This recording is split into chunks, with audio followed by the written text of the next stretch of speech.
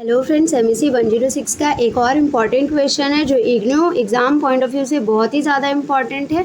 आइए इसे देखते हैं। और मैं जितना भी इम्पॉर्टेंट क्वेश्चन आपको दे रही हूँ, ज़रूरी नहीं उन्हीं सब में से पूछे, लेकिन मुझे जितना भी लग रहा है पढ़ के, मैं सिर्फ प्रीवियस ईयर क्वेश्चन को ही रिपीट नहीं करा रही हूँ, बल्कि बुक्स में जितना भी इम्पॉर्टेंट कंटेंट मुझे दिखाई दे रहा है वो मैं सब पढ़ के, उसको समझ के, उसको एनालाइज करके तब मैं उसको हैंड रिटन करके अपलोड कर रही हूँ। गाइस, बहुत मेहनत लगता है इन सब चीज़ों में। आप प्लीज़ सपोर्ट कीजिए मुझे, मैं भी आपको सपोर्ट कर पाऊँगी। इन वीडियो को मैं अपलोड कर रही हूँ, जितने भी इम्पॉर्टेंट टॉपिक है आप उसे एक बार देख लीजिएगा।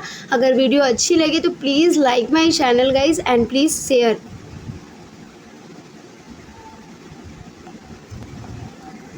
मौद्रिक नीति जो MEC 106 का इम्पॉर्टेंट क्वेश्चन लग रहा है मेरे को। मौद्रिक नीति एक ऐसी प्रक्रिया है जिसके द्वारा एक अर्थव्यवस्था के मौद्रिक प्राधिकारी आमतौर पर एक केंद्रीय प्राधिकारी के रूप में देखिए, मौद्रिक नीति एक ऐसी प्रक्रिया है जिसके द्वारा एक अर्थव्यवस्था के मौद्रिक प्राधिकारी आमतौर पर एक केंद्रीय बैंक या तो उधार लेने की लागत को या धन की आपूर्ति को नियंत्रित करता है। उधार लेने की जो लागत है उसको या धन की आपूर्ति को नियंत्रित करता है। परंपरागत रूप से मौद्रिक नीति का लक्ष्य पहला है अर्थव्यवस्था में वांछित उत्पादन स्तर, उसके बाद दूसरा स्थिर कीमत स्तर का रखरखाव और तीसरा विनिमय दर का प्रबंधन। फिर इस प्रकार इसका लक्ष्य कुल मांग में उतार चढ़ाव को नियंत्रित करना है। कुल मांग जो होती है उसमें उतार चढ़ाव जो होता है उसको, फ्लक्चुएशन जो होता है उसको नियंत्रित करना है। जबकि राजकोषीय नीति में उत्पादन स्थिरीकरण और कर का खर्च में बदलाव, विसंगतियों के बीच एक लेन देन होता है। इसलिए व्यापक आर्थिक स्थिरता को रोकने के लिए मौद्रिक नीति के रुझान में निम्नलिखित उपाय शामिल है।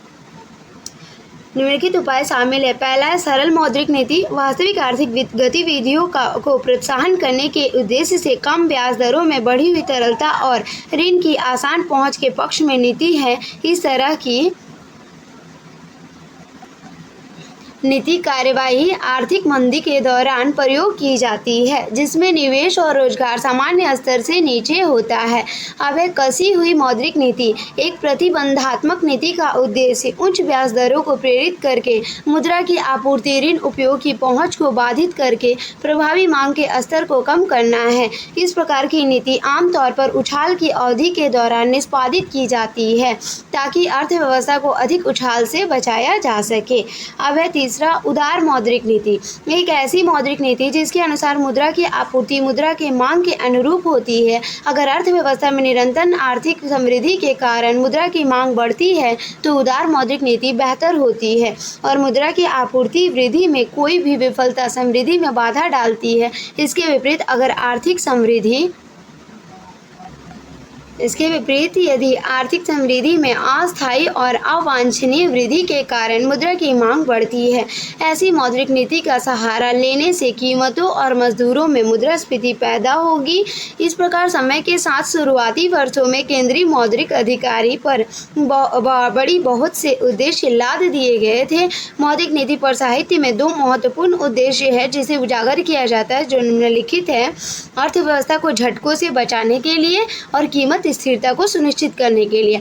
अगर वीडियो अच्छी लगी हो तो please like and share my channel guys. Thank you.